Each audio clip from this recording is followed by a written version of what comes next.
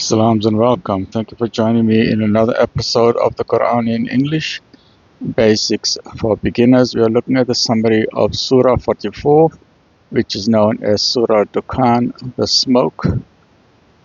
And we are looking at the summary in this episode from Abdullah Yusuf Ali, and inshallah in the next episode from Maulana Maududi Rahmatullah Alayhi, and in the next episode after that from Ma'arif al-Quran. So let's start with just the three summaries comprising 59 verses.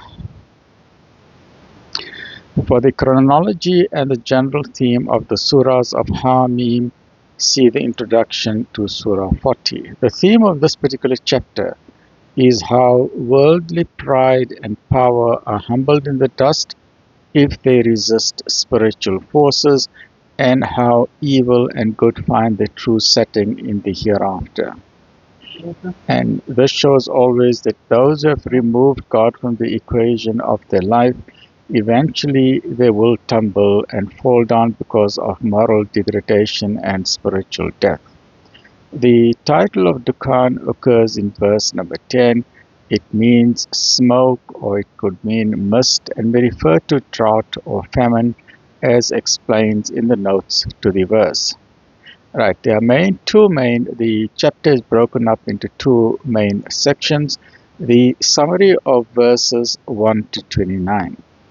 A revelation explains clearly how worldly pride and arrogance may come to nothing, even at long odds against spiritual truths. And a summary of the second half of this chapter is that a people may be given all types of blessings and may fail in its trust, as did Israel. Will the Quraysh learn the lesson of good and evil?